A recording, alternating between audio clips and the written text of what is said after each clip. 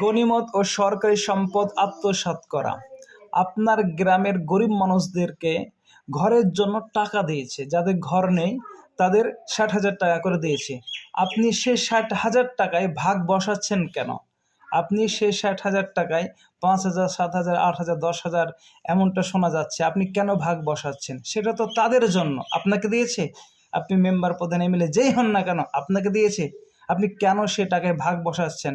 আপনি যদি সে টাকায় ভাগ বসান তাহলে আপনি কাল কিয়ামতের মাঠে খেয়ানতকারী হিসাবে উঠবেন।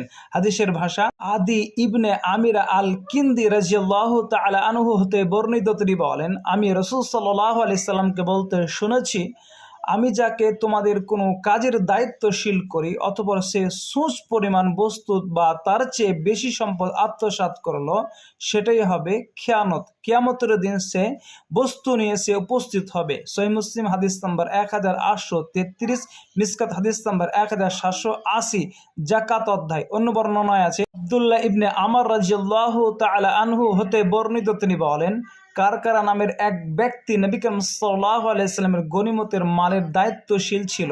সে মারা গেলে রাসূল সাল্লাল্লাহু আলাইহি সাল্লাম তাকে জাহান্নামী বলে ঘোষণা করেন। সাহাবীগণ তার নিকটে গিয়ে দেখলেন সে একটি চাদর আত্মসাৎ করেছিল। সহিহ বুখারী হাদিস নাম্বার 3074, ইবনে মাজাহ হাদিস নাম্বার 2841, মিসকাত হাদিস নাম্বার 3998।